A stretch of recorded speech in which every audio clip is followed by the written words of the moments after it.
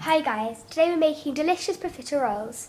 So here we have got our mixing bowl, we've got with a pinch of this salt, we've got 2 tablespoons of caster sugar, 75 grams of strong white flour, 2 drops of vanilla extract, 50 grams of butter cubed, and we've also got 2 large eggs that have been mixed. So to start off with, you need your mixing bowl in front of you with all your ingredients like we have. And you also need a pan with 150 millilitres of water in it, and it's a good idea to put the water in before you put it on the heat, otherwise it sizzles.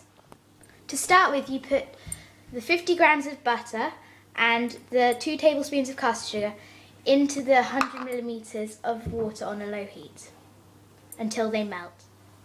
As you can see, our butter and sugar have nearly melted.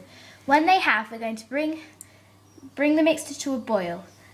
Then we'll take off the heat, add the flour all at once and beat energetically with a wooden spoon until the dough comes away from the sides of the pan. We've started beating energetically. We've just taken it off the heat and now we're just trying to get the dough to come away from the sides of the bowl, and it's very tiring, so we're probably going to swap over at some point.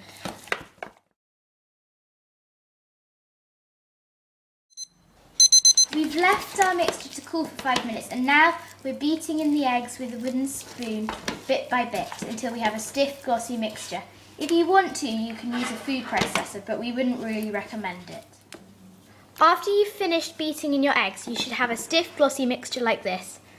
Then you rinse 2 baking trays with water and shake off any big droplets.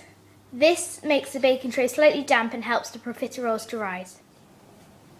So using a tablespoon, if you pick up a dollop of mixture and put it down on the tray, if you aim for around about a circular shape, then they come out in a nice round shape. If you don't put them too close together, otherwise when you put them in the oven they spread. And on the average baking tray, you'll probably be able to fit around about 12.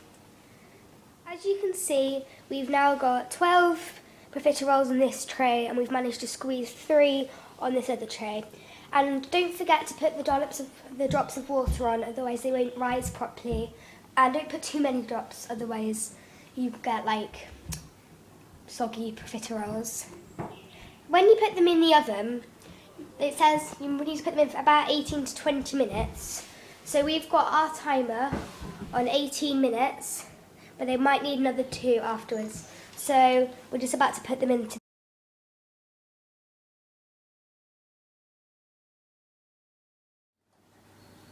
As you can see, our profiteroles have come out perfectly. And we've kind of slit little holes in them. 1, so they don't deflate, and 2, so we can put the cream in later.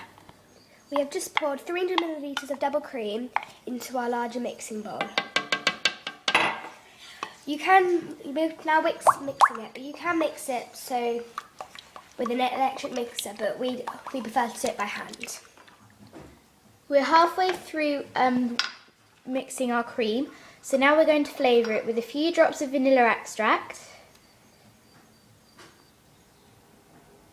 and 20 grams of sugar. After you've added these in, keep mixing until the cream is just holding its shape. As you can see, when we lift our spoon up, it leaves a soft peak in the bowl. So if you don't want to be careful not to over whisk, otherwise it may separate and it won't taste nice. So as soon as you do it like that and see how the top of the mix there is staying up, that's good, your cream is mixed to perfection.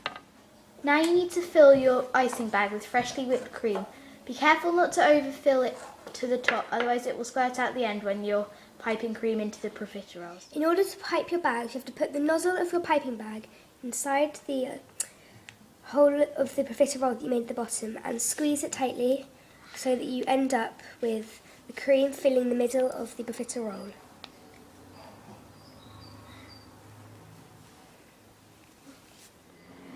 Here's another one in case you didn't catch it. So put your nozzle in and then keep squirting until it finishes a bit like that. Don't overfill them because they might explode. You never know. To start off, you have to sift the cocoa powder into a small bowl that will fit some other ingredients as well. As you can see, we've got 100 millilitres of water and 175 grams of sugar in a pan on low heat, and we're just waiting for the sugar to dissolve. After your sugar has dissolved, you need to bring it to the boil and let it cook for 1 minute. Now the sugar and water is cooked for 1 minute, we are now pouring it over the cocoa powder. Now you mix the cocoa powder and water until very smooth.